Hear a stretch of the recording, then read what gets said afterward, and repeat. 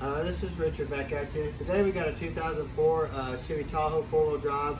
It's got like 240,000 miles on it. The customer said he got it hot on his boat, I believe, and he wanted to go ahead and go through it and see if he did any damage to it, and see if we can't make it a little bit stronger for pulling his boat. So let's get this thing apart and see what we got. Now, we've already pulled the converter and the bell housing off of it. It's got, I believe, it got TMBX converter. Yep. The M right there means that it's a real low stall. It's about a 1395 stall. So it is a really low stall converter, which is good for towing. So,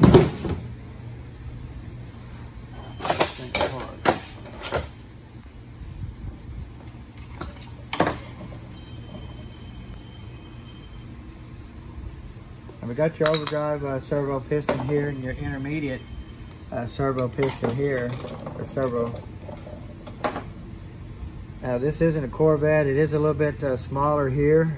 I'd have to actually put one beside it to verify it because it's really hard to tell sometimes, but I know it isn't a Corvette, which we will be putting a Corvette servo back in it since he is a 4-wheel drive. So.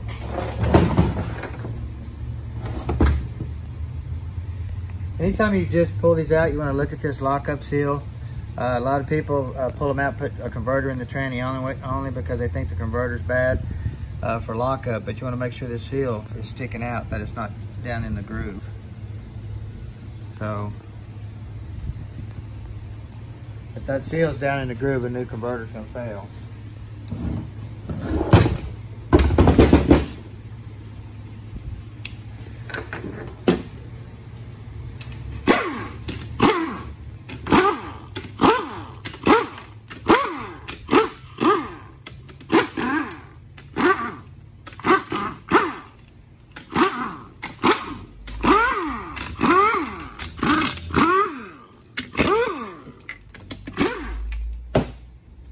It smells pretty bad. Yeah. So we do probably have some clutches in there. It's probably a 3/4 clutch. It does have some material in there, so I think you did the right thing on getting it in and getting it serviced.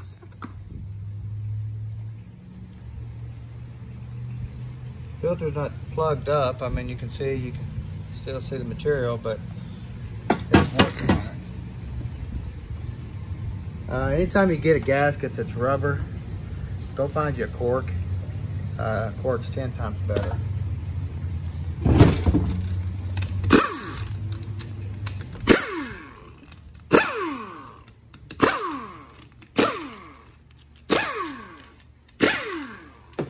Anytime you go back and rebuild these trannies, replace this O-ring right here, but also put a little bit of silicone around here that gives you a little bit of double insurance that bolt's not going to leak. Because you would not believe the pressure that gets around these bolts right here. So that's a real common problem. So I just try to hit two birds with one stone.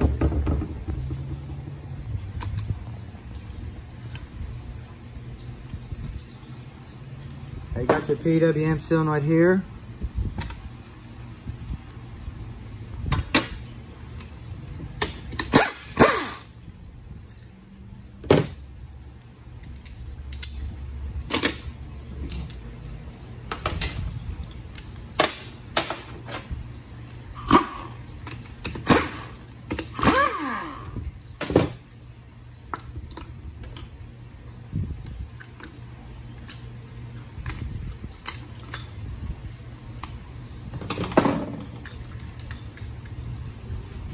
Always check for, when you clean these up, check to see if there's a rattle in here.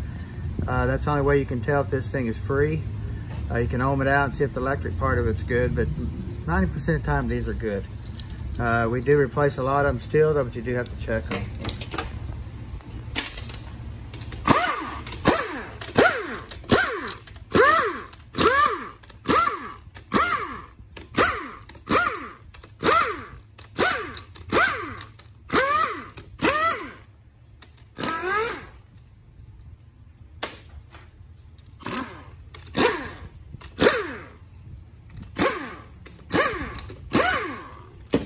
Now just remember, on these 3 bolts right here are different. They're 8mm and they are just a little bit longer.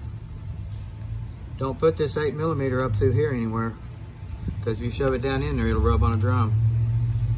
So you want to make sure you get those in that kind of an L-shaped pattern. You can see them right there.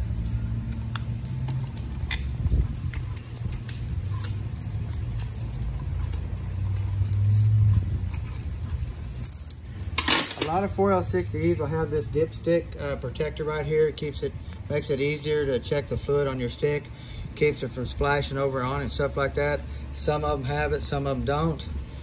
So it's not something that has to be in there.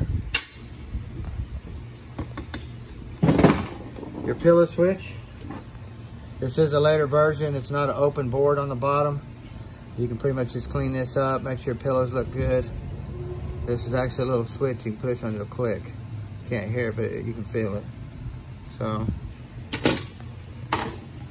this is a later Epc Solenoid. It has a plug like this.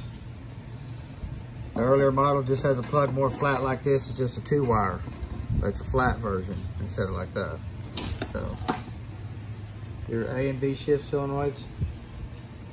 Your forward accumulator. When you put it in drive, this accumulator right here softens your engagement.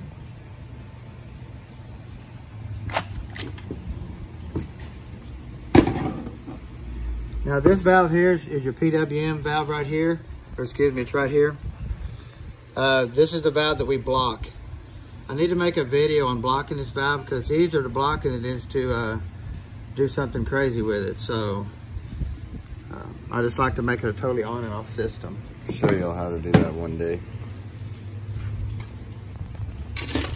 Now you got all your check balls here. The most critical one is going to be this one right here that does a lot of wear on the plate. You can see it's already got a big old lip beat into it. Most of the time this ball will get beat all the way through and get stuck in the plate. When that happens, your 3/4 clutches burn up because this little small hole right here physically cannot feed the circuit to apply the clutch. So it needs this ball for the initial hit. Once it applies the clutch, this hole here maintains the pressure on the clutch. So you could actually leave every check ball out of this tranny except this one right here, and this tranny would still work. If you leave this one out right here, it's doomed. Now I'm going to show you another one. Now this is just on the valve body side.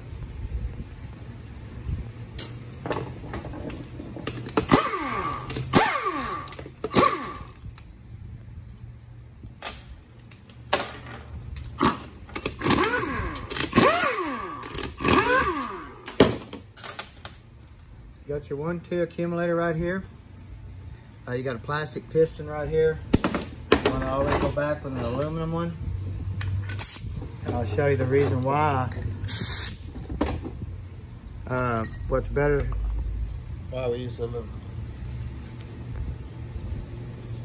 Now these things are bad about wearing in this pin area right here because there's physically no surface area. The surface isn't very long. If you look here, they lengthened it. So now we got a lot of area to keep this piston stable on this pin right here. See? But what I like about it too is this little bit of distance right here they put in there shortens the stroke on the piston. So in other words, it bottoms out down here on here, right here, before this plastic one does. See? So if you stick this down in here, now let me get the seal off of it. Like this.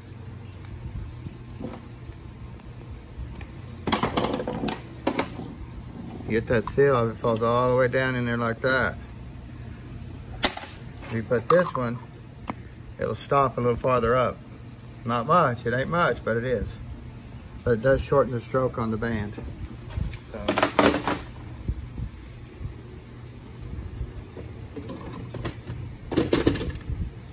Now here's another check ball right here you could leave out. If you left that one out, it wouldn't matter neither. You're just gonna get firmer ship. So, only one check ball that really has to be put back in this unit. But we put them all back in anyway because we know how to make it work.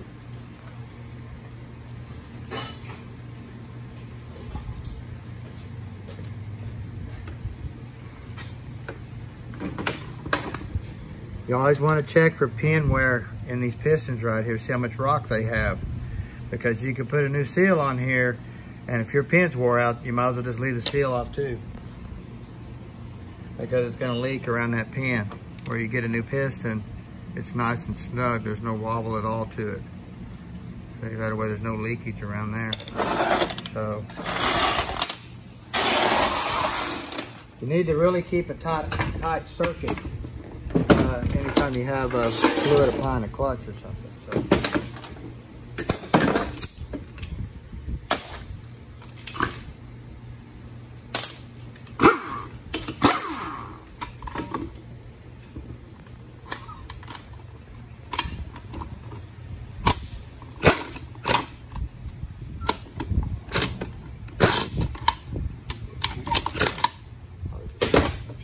Oh, that's funny. Right. Little guy. Yeah. Found you. Laying right there by my...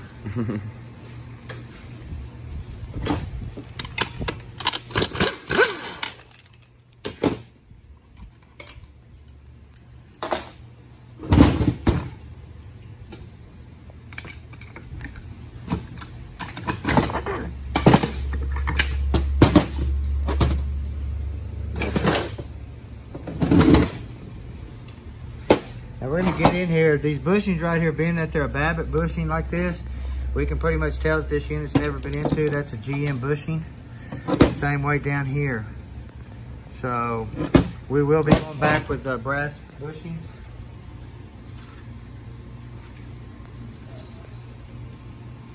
Now if you notice, my bushing kits come with two different bushings. They make a thick and a thin, or a wide and a narrow, excuse me. See the difference right here? Now, what I like to do, if I have a B85 torque converter, it's a lot heavier than your B29 style. So they updated this bushing to a bigger bushing, and the bushing in here to hold the weight of this converter better. So it just makes it a lot better unit. So.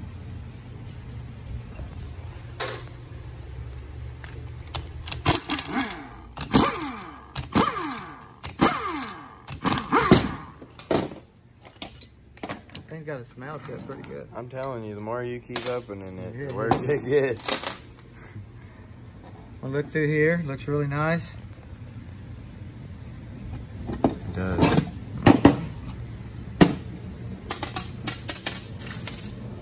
You got your seal retainer. Got your 13 vein pump.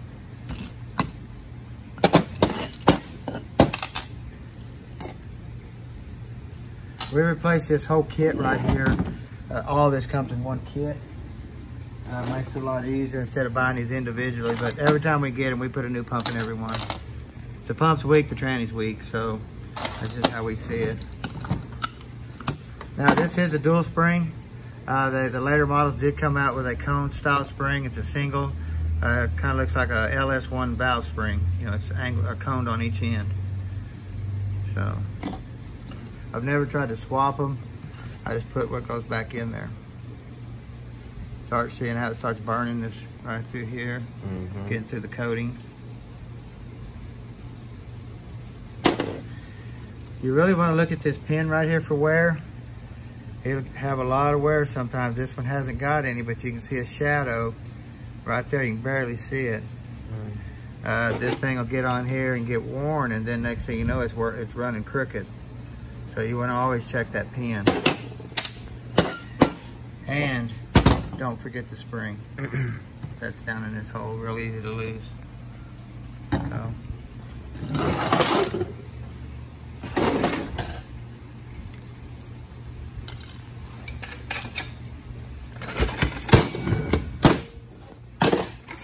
Got your 2.4 band, which is just a stock band. It is a GM band. It's got the good clutch material on it. It's not an aftermarket. We'll be going with a lot bigger band.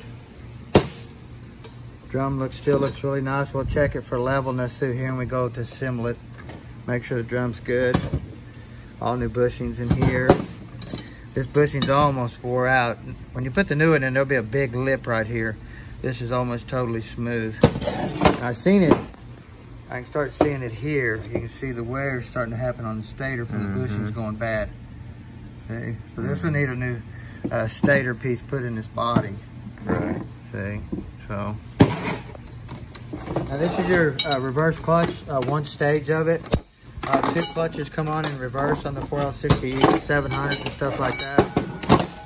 So they changed this drum up a little bit. The earlier models had a wave and thicker clutches and stuff like that. So the clutch actually went against the wave plate instead of them putting a wave in here. So tried to make everybody happy by engaging properly.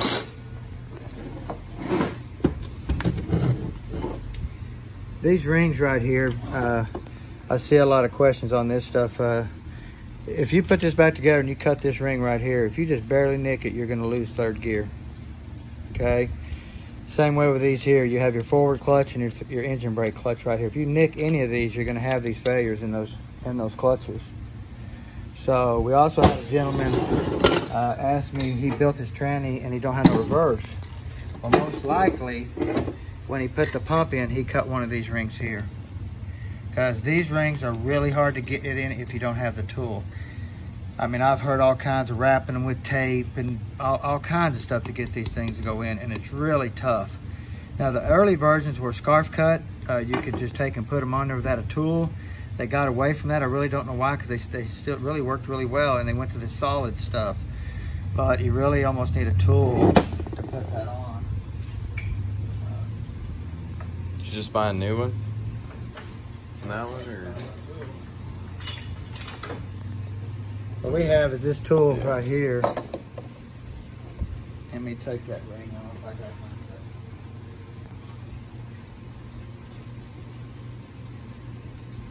something. Cut this ring off right here real quick. Get that off there. And then we have a tool like this that sets on there like that. And we grab that ring and we'll pull it down on there like that. And now it's on. And now we take this tool right here and we set over it like that. You gotta slowly work it because you can mess it up even with this tool. But once you get it on, it's on. There you go. I resized it. Now I resized that seal to where it needs to be. I'll let them sit on there about 20 minutes or so. I don't leave it on there for a long period of time because I don't want it to shrink too much, because they can. So especially with a new driver, and this is a new one, I just got it because we wear them out all the time. A new installer, shrinker tool. But that's how that does that. Sweet. So even doing this, you gotta be really careful putting this drum on, because this chamfer right here in this bushing, if you get a brand new bushing, like this is a GM bushing, this is an aftermarket bushing. It's barely got a chamfer in this right here to keep from cutting this seal right here when you put it in, when you put that on. See, it's still tight. But once you shrink it for 20 minutes, leave it on there, so like that, it'll go right down in there. And then get it in there quick, because it will shrink back out, and then you can't get it past this. Because this has a big bushing. It's almost smooth right there. There's no lip at all. Mm-hmm. The drum's still good. I don't see any wear where this, a lot of times when these bushings go out, the drum will start rubbing here and here, where these rings run right here. And everything looks fine. Nice and smooth. Yeah, so we got lucky in that part of it.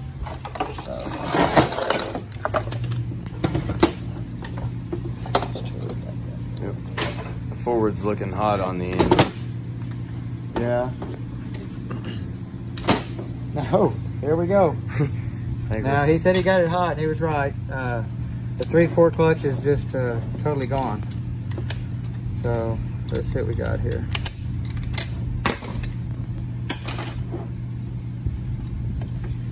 Yeah, you can see there's just nothing left of them. There's no material on that clutch at all. So you got your load springs still. These are all junk. We'll throw them away. They're already smashed plumb down to the body. They should be sticking out about that far, a good one. So, but you can see these here are done. Now, we don't throw these bodies away on these load springs, because if you get a Sonex drum, you're gonna use a Sonex drum, you'll need this body, because you'll take this spring out and throw it away, and the new Sonex springs are about this long that go in this body. So you want to keep them. We don't throw them away. We keep the bodies on them. So. Well, that 3/4 was cooked. Yeah. I also had a gentleman bring up a question the other day too. When you put a Z-Pack in, the Z-Pack comes top to bottom with all the plates. Every one of them. This one, I mean, it comes with all of them. If you buy an Alto clutch kit, you have to reuse the original plate. 90% of the time we take these apart, the original plate is no good. It's bowed. It's warped in some fashion. So when you go to put that new clutch on there from that Alto, it ain't gonna mash good. It's not gonna work. You're gonna have to find a brand new one of these. But if you buy a Z-Pack and you put in here, it comes with every piece that goes in there, so you don't have to even use none of this stuff that comes out. You just throw it away. So just remember that the Z-Packs are getting hard to get.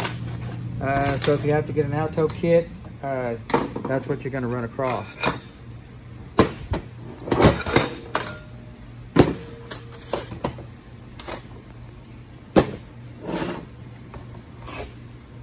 Now we got your engine brake clutch right here. Got your forward clutch right here. You can see here they're just about cooked too. Working on it. So this tranny's 240,000 miles, I believe, on it. So it's definitely time for a rebuild. When they get time, it don't take much to take them out. I mean, they're strong to the end. And then once the end comes, they're done, you know. You got your forward sprag assembly. We always put a new sprag in every one we do. Now this is the earlier design. Got the brass washers here, which will go back with steel washers with the new sprag. You can see the cage is tiny. Let me get my new sprag. Even though I'm touching my new sprag and getting it dirty, all this stuff will be cleaned back up. I'm just going to show you what this good stuff looks like, by the way, if you want to do it at home. So it's got metal races and stuff like that. The sprag is 10 times better. It's got two cages that holds it together. You notice this one here just has a single. So there's a big difference in the sprag that we put back in our units. You want to look here for wear, because this brass washer right here already wore this plate out right through here. So you want to look for wear right there. You can see how this washer's got a big old lip on it. But this washer here is smooth, see? See the two washers. So you just basically want to look at that. You want to come and look on this race here for any type of chatter marks where the sprag's been jumping. Looks really good. Same way here. Because even though this is a one-way bearing, sometimes the sprag will spin on this, sometimes it'll spin on this, or it might be spinning on both of them. You know, sometimes it'll just stop on this one and spin on this one. So you want to definitely look at all your areas. Got your band anchor. See, it goes into here. So.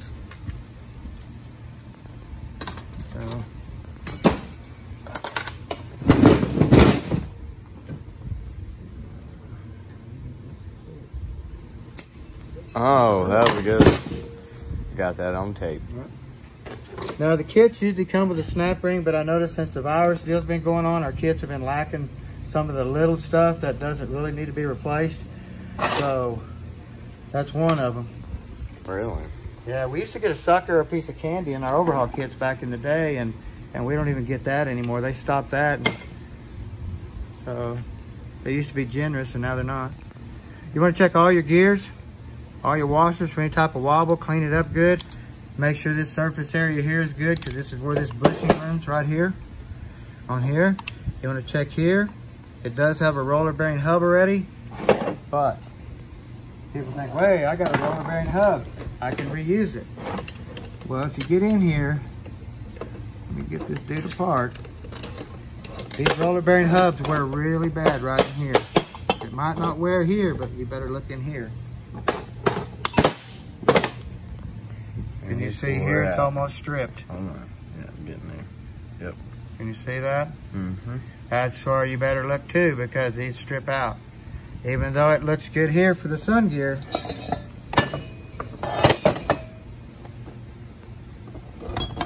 See, the sun gear runs on there just like that. That bushing right there will wear this out right here.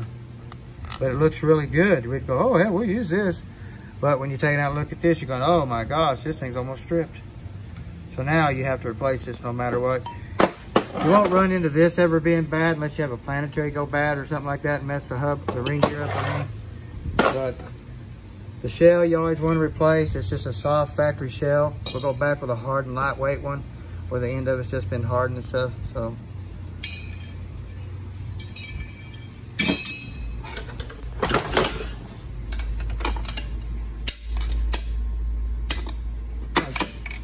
here. Can you get in here? Let's see. Okay. And it's not even So on you it. see your anti-clunch spring right here? Yeah, I'm getting there. Can you get in there, Trent? Right there's your anti-clunch spring.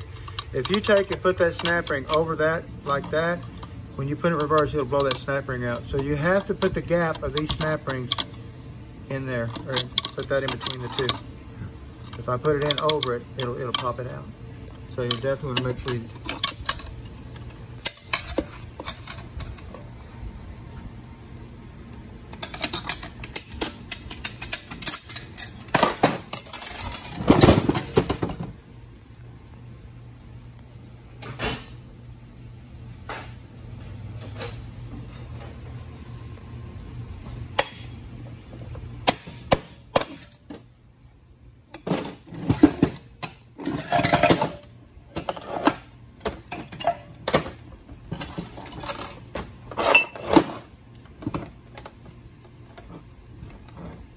Sometimes these will get wedged in this case right here too. Is it wedged in there? Yeah, it's right there. Fell to the Oh, side.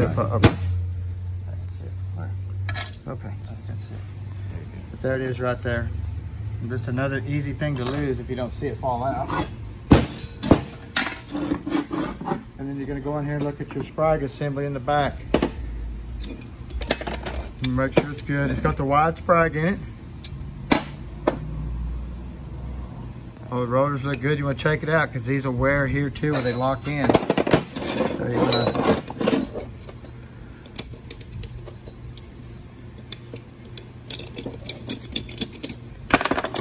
Now, this sprig right here will physically fit in this holder two different directions. It'll go in this way and it'll go in this way. The easiest way to know not to make a mistake, and this is how you look at it. This right here is a ramp going uphill. Do you see that right there? You got to remember the spring always pushes, or let me turn it. The spring always pushes the roller uphill. So you stick it in like that. That way the spring pushes the roller uphill. If you put it in where the spring pushes the roller downhill, it will never lock. It'll be like it'll roll freely both directions. So you want to make sure the spring pushes the roller uphill when you put it in there, just like that. You can see that, I guess. So, and that goes with all sprags. So they'll go in both directions. You got to be really careful. So.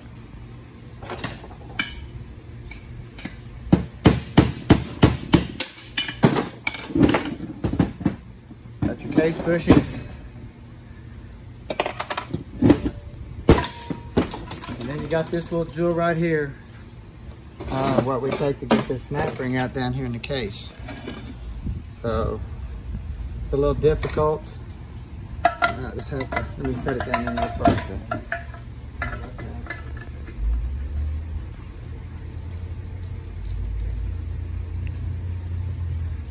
And you kind of see I've already stuck it down and compressed it.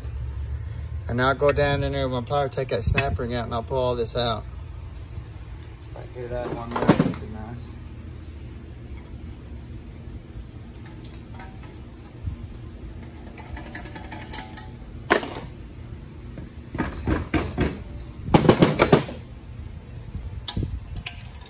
There we go. Looky there. And you kind of just take and screw this thing out, which relaxes that spring.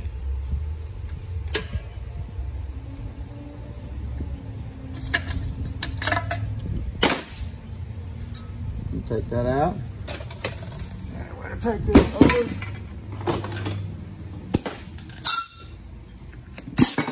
We're going to blow that out. There we have it. We got O-ring here, here, and here. And this is actually a two-stage piston. It holds fluid here when you put it in reverse. It holds fluid on the butt side of it when you put it in manual low. Or vice versa. I'd have to look to verify, but I know that's what it does. So, Also, we get a lot of questions about this check ball right here. If you get it in, this check ball's missing, oh well. Leave it out. Don't worry about it. Put it back together. It'll work fine. So, even in high horsepower applications, either way, it doesn't matter. So, this will be a pretty simple build to get this back together. It'll be our average build with our wideband, C-Pack, and stuff like that. We probably won't put a Corvette servo in. It'll probably be a little firm for the vehicle, but we'll do all of our other tricks and stuff. So y'all come by and see us at Precision Transmissions. Y'all have a good day.